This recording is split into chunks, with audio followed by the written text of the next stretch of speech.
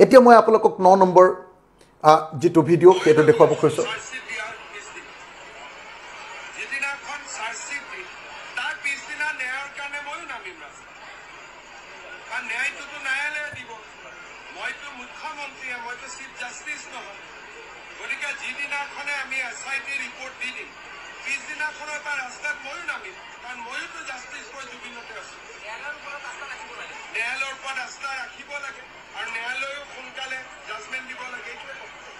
হা আপোনালোকে শুনিলে নে কেদিনমান আগতে এই মুখ্যমন্ত্ৰীজনে আমাক কৈছিলে এই মুখ্যমন্ত্ৰীজনে কৈছে যে বিজেপি দলে আৰু বিজেপি চৰকাৰে ইতিমধ্যে ন্যায় দি দিলে জুবিনদাৰ ন্যায় দি দিলে বুলি কৈছিলে কেলে কৈছিলে তেখেতে একৰণে কৈছিলে যে তেখেতে শ্যামকানু মহন্ত সিদ্ধাৰ্থ শৰ্মা আদি কৰি কেজনমান মানুহক বুলে জেল হাজুতলৈ অৰ্থাৎ জুডিশিয়েল কাষ্টডিলৈ পঠিয়ালে এৰেষ্ট কৰিলে সেইকাৰণে মুখ্যমন্ত্ৰীয়ে ঘোষণাই কৰি দিছিলে যে ন্যায় দি দিলে এতিয়া কৈছে যে চাৰ্জশিট দিয়ালৈকে কৈছে যে মই চাৰ্জশিট দি দিম 3 মাহৰ ভিতৰত হ্যাঁ কোনে চাৰ্জশিট দিব CID নহয় SIT নহয় পুলিচে নহয় সরকারে দিম বুলি কৈছে মুখ্যমন্ত্রী দিম বুলি কৈছে হ্যাঁ গতিকে এই ন্যায়ের উপর কার বিশ্বাস থাকিব সেইকাৰণে আমি বারম্বার কৈছো যে প্রকৃত অর্থত যদি সঁচাকে ন্যায় দিব লাগে তেতিয়া হলে সুপ্রিম কোর্ট বা গুৱাহাটী হাইকোৰ্টেৰ তত্ত্বাবধানত CBI তদন্ত নহলে মানে কেতিয়াও তদন্তটো সঠিক নহব অসমৰ মুখ্যমন্ত্ৰী যি কৰিব খুজিছে হেতু তেও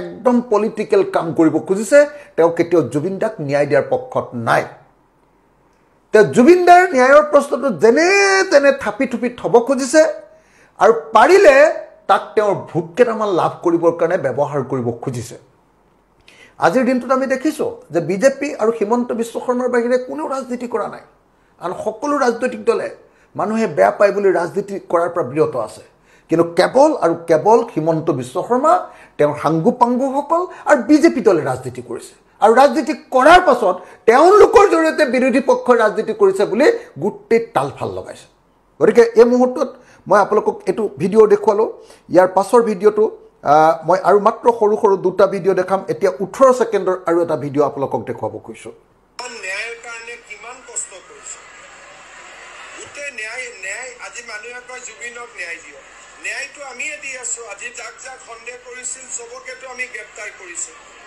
গতিকে ন্যায়ৰ কাৰণে যদি ধন্যবাদ পাব লাগে শুনিছে বিজেপি চৰকাৰখনে পাব লাগে হা আৰু শেষৰটো ভিডিও মই একেলগতে আপোনালোকক দিয়ে দিওঁ আপোনালোকে চাই লওক বিজেপি চৰকাৰখনে দিছে হা আপোনালোকে দেখিছে যে তেখেতে ইতিমধ্যে কৈ দিলে যে নাই তেখেতে ন্যায় ইতিমধ্যে বুলে দি দিলে প্ৰথমতে কৈছিলে ন্যায় দি দিলো তাৰ পাছত ক'লে যে নাই আমিহে ন্যায় দিম আমিহে চাৰ্জশিট দিম তেখেতে ক'লে তাৰ পাছত এবাৰ ক'লে যে চাৰ্জশিট দিয়াৰ পাছত আমি আকৌ কোৰ্টক হেৰি কৰিম আপোনালোকক মই এটা কথা ক'ব খুজিছো যে কোৰ্টে চাৰ্জশিটৰ ওপৰত ভিত্তি কৰি সিদ্ধান্ত ল'ব পাৰে কোৰ্টে কেতিয়াও মানুহক ন্যায় দিব নোৱাৰে যদি সে এখন ভুৱা চাৰ্জশিট আৰু চাৰ্জশিটখন দিয়াৰ সময়ত যিকিটা সেকশন লগাইছে সেই কেইটা সেকশন যদি সঠিকভাৱে প্ৰমাণ কৰিব পৰাকে কি দিব লাগিব এভিডেন্স ষ্টেটমেন্ট আৰু ডকুমেন্ট দিব লাগিব কি কলো যিকিটা সেকশন লগাইছে ধৰক 103 নম্বৰ ধাৰাৰ লগালে হত্যা কৰিছে জুবিনদাক হত্যা কৰিছে বুলি তেতিয়া হলে হত্যা কৰাৰ প্ৰমাণ কি দিব লাগিব ডকুমেন্ট যে মানুহজন যে মৃত্যু নহয় স্বাভাৱিক মৃত্যু নহয় তাৰ কাৰণে প্ৰমাণ কি প্ৰমাণ তেওঁৰ আপোনাৰ কি কয় মৰণোত্তৰ পৰীক্ষা তেওঁৰ আৰু বেলেগ যে ৰিপৰ্ট বিলাক দিছে হেতুত প্ৰমাণিত কৰিব পাৰিব লাগিব কিন্তু আমি নিশ্চয় আপোনালোকে সকলোৱে গম পাইছে যে মৰণোত্তৰ পৰীক্ষাত কি আছে মৰণোত্তৰ পৰীক্ষাটো তেওঁলোকে বেলেগ বস্তু দেখুৱাই আছে এতিয়া আপোনালোকে চাব আৰু ভিসেৰা ৰিপৰ্ট নে কি বুলি কয় যায়তো ভিসেৰা ৰিপৰ্টটো আপোনালোকে পঢ়ি চাব এবাৰ সকলোৱে খবৰ লৈ লওক গম পাব যে চৰকাৰে কোনফালে লৈ যাব খুজিছে গোটেই বস্তুটো আপোনালোকে নিজেই খবৰ ৰাখক এটো হল কি ডকুমেন্ট এখিনি হল ডকুমেন্ট তাৰ পাছত আপোনালোকে যদি চাই তেতিয়া হল স্টেটমেন্ট কি এতিয়া আপোনালোকে নিশ্চয় দেখিছে যে আমি দেখিছোঁ যে এইসকলৰ মাজত যিমানবিলাকক মাতি আনিছে সবকে অভিযুক্ত কৰিছে, সবকে অভিযুক্ত। কিন্তু সাক্ষীনো কোন সঠিক সাক্ষী যে তেওঁক এনেকৈ মৃত্যুৰ কাৰণে ঠেলি দিলে এই সাক্ষীটো দিবৰ কাৰণে মানুহ ক'ত খাৰা কৰিছে আমিতো দেখা নাই। সেই ষ্টেটমেণ্টবিলাক তাকো আকৌ মই কৈ দিছোঁ দেই, এনেকৈ বিদেশৰ পৰা ধৰি অনা মানুহ কেইটামানক এনেই ষ্টেটমেণ্ট লৈ দিলে সেইটো কোৰ্টত গ্ৰাহ্য নহ'ব।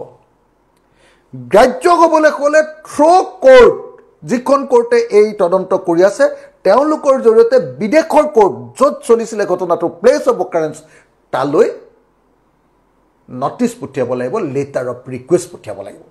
তাৰ পাছত সংগ্ৰহ কৰা ষ্টেটমেণ্টটোহে গ্ৰাহ্য হ'ব। গতিকে এভিডেন্স, ষ্টেটমেণ্ট আৰু ডকুমেণ্টছ এই আটাইবিলাক এতিয়ালৈকে যে সঠিকভাৱে তৈয়াৰ কৰা নাই। আৰু অসমৰ মুখ্যমন্ত্ৰীয়ে যে কৈ আছে যে আপোনালোকে জুবিন গাৰ্গৰ চাৰ্জশ্বিটটো দেখিলে অসমৰ মানুহ একদম কিবা তবহত মানি যাবনে, কিবা এটা শব্দ কৈছিলে নহয়। এইটো কি বুলি ভাবিছে? অসমৰ মুখ্যমন্ত্ৰীয়ে জুবিন দাক বদনামী কৰিবৰ কাৰণে চেষ্টা কৰি আছে, বদনামী কৰিবৰ কাৰণে, বেলেগ একো নহয়। জুবিন দাক বদনামী কৰিবৰ কাৰণে অসমৰ মুখ্যমন্ত্ৰীয়ে চেষ্টা কৰি আছে। সেইকাৰণে আপোনালোকে দেখিছে যে এই মদৰ কথাটো বাৰম্বাৰ কৈ আছে, দেখিছেনে? চাধাৰ কথাটো বাৰম্বাৰ কৈ আছে, দেখিছেনে? অসমৰ মুখ্যমন্ত্ৰীজনে সেইটো ক'ব লাগে নে লুকুৱাব লাগে? আৰু আপোনালোকে মোক নিজে কওকচোন যে কোনোবা এজন মানুহে যদি তাত গৈ চাধা খালে, মদ খালে, অন্য কিবা খালে, তেতিয়াহ'লে সেইটো কি? সেইটো হ'ল স্বাভাৱিক ধৰণে যিকোনো এখন ৰাজহুৱা ঠাইত এনেকুৱা কাম কৰিলে সেইটো আইন শৃংখলাৰ সমস্যা। আৰু সেই মানুহজনক পুলিচে গ্ৰেপ্তাৰ কৰিব লাগে, পুলিচে ধৰিব লাগে, আঁতৰাই দিব লাগে। তাৰ বাহিৰে সেইটো একো নহয়, সাধাৰণ কথা এটা। সেইটোক আলম লৈ কেনেকৈ জুবিন ক্ষেত্ৰলৈ মানুহ যোৱাটো বন্ধ কৰি দিছে আপোনালোকে দেখিছেনে? সেইকাৰণে জুবিন দাক যিসকলে ন্যায় বিচাৰিছে আপোনালোকে সকলোৱে এটা কথা ক'বই লাগিব যে জুবিন গাৰ্গ ক্ষেত্ৰলৈ বা জুবিন ক্ষেত্ৰলৈ আমি 24 ঘণ্টাই যাবলৈ পাব লাগিব। যি চৰকাৰে জুবিন ক্ষেত্ৰলৈ যোৱাক বাধা আৰোপ কৰিছে সেই চৰকাৰে কেতিয়াও আমাক ন্যায় নিদিয়ে। গতিকে চৰকাৰৰ এই বাধা আমি ভাঙি পঠিয়াব লাগিব। আৰু মই অসমৰ প্ৰত্যেকজন নাগৰিকক, কোনোবাই এতিয়া বোলে 12 বজালৈকে খুজিছিলে 11 বজালৈকে দিলে, এইবিলাক আবেদন নিবেদনৰ কথা নহয়। সেইটো হ'ল আমাৰ নেচাৰেল জাষ্টিছ যে আমি আমাৰ মৰমৰ মানুহজনৰ ওচৰলৈ যিকোনো সময়তে যাব পাৰোঁ। জুবিন দা এজন আপোনালোকে সকলোৱে জানে যে একদম খোলামোলা মানুহ আছিলে। তেওঁক আগতে সিদ্ধাৰ্থ শৰ্মাহঁতে লগ ধৰিবলৈ দিয়া নাছিলে, এতিয়া হিমন্ত বিশ্ব শৰ্মাই লগ ধৰিবলৈ নিদিব কৈছে। সেইকাৰণে মই সকলোকে আহ্বান জনাইছোঁ যে যিসকলে জাষ্টিছ বিচাৰে আমি সকলোৱে ক'ব লাগিব যে জুবিন ক্ষেত্ৰ সম্পূৰ্ণৰূপে মুকলি কৰি দিয়ক। কোনোবাই যদি গণ্ডগোল কৰে তেওঁক গ্ৰেপ্তাৰ কৰক, তেওঁক আঁতৰাই দিয়ক। আৰু মদ খোৱা যদি কোনোবা মানুহ যায় মদ খোৱাটো বন্ধ কৰাৰ ব্যৱস্থা কৰক। কিন্তু তাকে লৈ উকনি আছে বুলি মূৰটো ঘূৰাই দিব, এইটো নহ'ব। জুবিন ক্ষেত্ৰ বন্ধ কৰি দিব, এইটো আমি নামানো। নাম্বাৰ 1। নাম্বাৰ 2, আমি স্পষ্টকৈ কৈছোঁ যে চাৰ্জশ্বিট এনেকুৱা হ'ব লাগিব 103 যদি দিয়ে মাৰ্ডাৰ কৰিছে বুলি তাৰ পুৰা এভিডেন্স, ষ্টেটমেণ্ট আৰু ডকুমেণ্টছ দিব লাগিব। অকল মাৰ্ডাৰ কৰিছে বুলি দিব, মই জানো যে এওঁলোকে চাৰ্জশ্বিটত মাৰ্ডাৰ কৰিছে বুলি দি দিব, কিন্তু একো এভিডেন্স নিদিয়ে। তাৰপাছত কি হ'ব? মহন্তহঁত ফুৰুককৈ ওলাই পলাই গৈছে যাব। এইটোৱে কৰিব খুজিছে তেওঁলোকে, একুইটেল পোৱাব খুজিছে, তেওঁলোকক খালাচ দিয়াব খুজিছে। একদম স্পষ্টকৈ আপোনালোকে জানিবলৈ পাব যে এইটোৱে কৰিবলৈ হিমন্ত বিশ্ব শৰ্মাই গৈ আছে। এইটোৱে সেইকাৰণে গোটেই বিষয়টো ডাইভাৰ্ট কৰিবৰ কাৰণে, ইছ্যুটো বদলাবৰ কাৰণে তেওঁ বিভিন্ন কচৰত কৰিছে। মই স্পষ্টকৈ কৈছোঁ যে যদি সেই হত্যাকাণ্ড বুলি প্ৰমাণিত কৰিব খোজে, যদি হত্যাকাণ্ড বুলি 103 ছেকশ্যন যদি লগায়, তেতিয়াহ'লে হত্যাৰ প্ৰকৃত এভিডেন্স, ষ্টেটমেণ্টছ আৰু ডকুমেণ্টছ প্ৰডিউচ কৰিব লাগিব। আৰু যদি 103 হয়, অৰ্থাৎ মৃত্যুৰ পিনে ঠেলি দিয়া হয়, মৃত্যুৰ পিনে ঠেলি দিয়া, তে যাৱজ্জীৱন কাৰাদণ্ড হ'ব। যাৱজ্জীৱন কাৰাদণ্ড যদি দণ্ডিত কৰিবলৈ হয়, তেতিয়াহ'লে কেনেকৈ তেওঁক মৃত্যুৰ ফালে ঠেলি দিছে তাৰ সম্পূৰ্ণ এভিডেন্স তাক প্ৰুফ কৰিব লাগিব। কেৱল আৰু কেৱল তেতিয়াহে জুবিন দাই ন্যায় পোৱাটো সম্ভৱ। কিন্তু আমি দেখিবলৈ পাইছোঁ যে জুবিন দাই ন্যায় পাবৰ কাৰণে যিটো পথত যাব লাগে সেইটো পথত যোৱা নাই।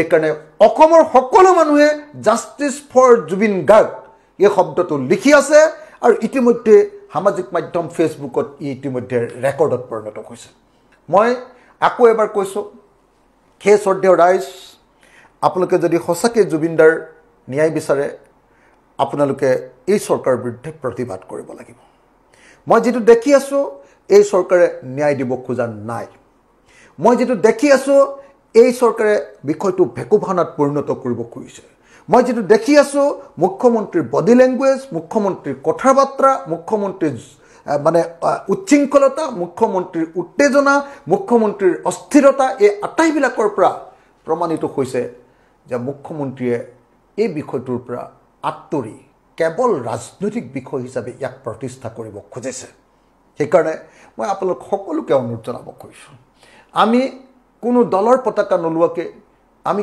কোনো মানে পলিটিক্যাল স্লোগান নিদিয়াকে ৰাইজৰ দল জিন্দাবাদ নোকোৱাকে অখিল গগৈ জিন্দাবাদ নোকোৱাকে একখনো পতাকা নলুৱাকে কেৱল জুবিনদাৰ পতাকা লৈ কেৱল জুবিনদাৰ ছবি লৈ আমি সকলোৱে প্ৰতিবাদ কৰি তুলিব লাগিব ঐক্যবদ্ধভাৱে শিল্পীসকলক আনিব লাগিব সাংস্কৃতিক কৰ্মীসকলক আনিব লাগিব বুদ্ধিজীৱী সমাজক আনিব লাগিব যুৱ চামক আনিব লাগিব জুবিনদাৰ অনুৰাগীসকলক আনিব লাগিব সকলো যি ৰাজনীতি কৰে সকলোকে আনিব লাগিব ৰাজনীতি কৰা পাৰ্টি যিয়ে নহওক লাগিলে সকলোকে অসমীয়া মানুহ হিচাপে আমি সকলোকে ঐক্যবদ্ধ কৰিব লাগিব আৰু চৰকাৰক আমি প্ৰকৃত অৰ্থত তদন্ত আগবঢ়াই নিবলৈ বাধ্য কৰিব লাগিব মনত ৰাখিব দেই জুডিচিয়াৰী তত্ত্বাৱধানত সিবিআই তদন্ত নিদিলে এই তদন্ত ভেকুভানাত পৰিণত হ'ব এটো মনত ৰাখিব দুই চাৰ্জশিট যদি সঠিক নহয় তেতিয়াহ'লে ই ভেকুভানাত পৰিণত হ'ব ইলেকশ্যনলৈকে কিবা কিবি এই যে আপোনাৰ ইডি সিডি কিবা কিবি কেছ দিছে ইলেকশ্যনলৈকে যেনে তেনে এই মানুহকেইটাক থাপি থুপি ৰাখিব